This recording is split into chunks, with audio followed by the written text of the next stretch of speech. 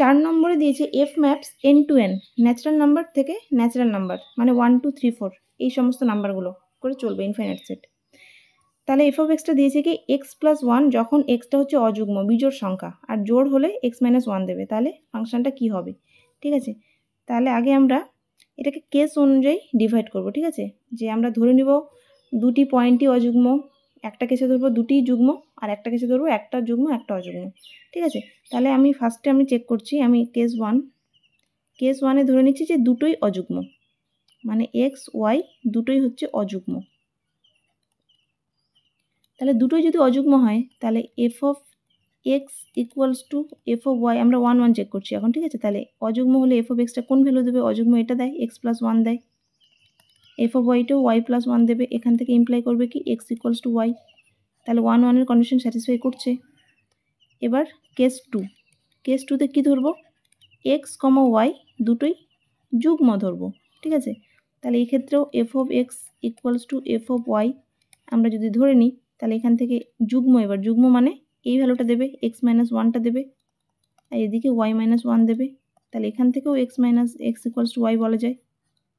তাহলে এক্ষেত্রেও 1 1 হচ্ছে। ঠিক আছে, 1 1 হচ্ছে। এবার কেস 3, এক্সটাকে তুমি অযুগ্ম ধরে নাও আর ওয়াইটাকে যুগ্ম ধরে নাও, তাহলে x not equals to y হচ্ছে, কারণ একটা জোড় আর একটা বিজোড় সংখ্যা আছে, একটা জোড় সংখ্যা একটা বিজোড় সংখ্যা দুটোই আনইকুয়াল। ঠিক আছে, তাহলে এবার আমরা এফ অফ এক্সটা বার করবো। এফ অফ এক্সটা কত হবে, এটা এক্সটা অযুগ্ম ধরেছি, তাহলে এফ অফ এক্স এটাতে যাবে এক্স প্লাস ওয়ান দেবে, আর এফ অফ ওয়াইটা কত দেবে, এফ অফ ওয়াইটা দেবে ওয়াই মাইনাস ওয়ান, কারণ যুগ্ম ধরেছি। এবার দেখো এক্সটা যদি অযুগ্ম বা বিজোড় সংখ্যা হয় তাহলে এক্স প্লাস ওয়ানটা কী সংখ্যা হবে, যেমন একটা বিজোড় সংখ্যা 3, 3-এর সাথে 1 যোগ করলে 4 হয়, 4টা একটা জোড় সংখ্যা, তাহলে এক্স প্লাস ওয়ানটা হয়ে যাবে জোড় সংখ্যা। ঠিক আছে, এবার ওয়াই আমরা একটি জোড় সংখ্যা ধরেছি, তাহলে জোড় থেকে তুমি 1 বাদ দিচ্ছ, ধরে নাও জোড় সংখ্যা হচ্ছে 4, 4 থেকে যদি তুমি 1 বাদ দাও তাহলে 3 পাবে, একটি বিজোড় সংখ্যা পাচ্ছ, তাহলে ওয়াই যদি জোড় হয় তাহলে ওয়াই মাইনাস ওয়ানটা একটি বিজোড় সংখ্যা হবে। ঠিক আছে, তাহলে আমরা কি পেলাম, f of x not equals to f of y.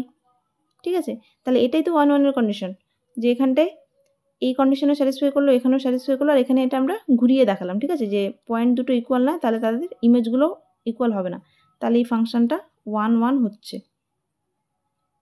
ঠিক আছে, এবার on two.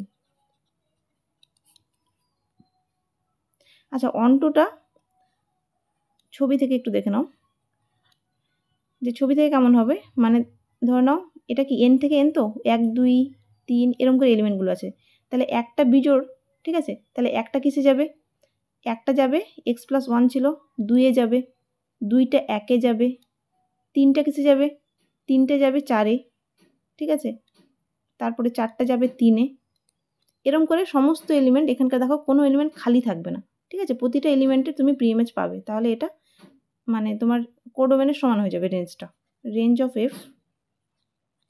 Of F equals to codomain. আর এটা হলেই আমরা কি বলি, এটা হচ্ছে অনটুর কন্ডিশন, যে তোমার এখানকার range of F equals to codomain হওয়া মানে কোডোমেনের কোনো এলিমেন্টই খালি আছে এমন থাকবে না, মানে প্রতিটা এলিমেন্টের প্রি ইমেজ তুমি পাবে। ঠিক আছে, তাহলে কোন অপশনটা হচ্ছে, 1 1 1 2 দুটোই হচ্ছে, বাইজেক্টিভ হচ্ছে, আর এখানেও দেখো এক এক উপরে দুটোই বলেছে, মানে অ্যাকচুয়ালি একই অপশন দুটোই।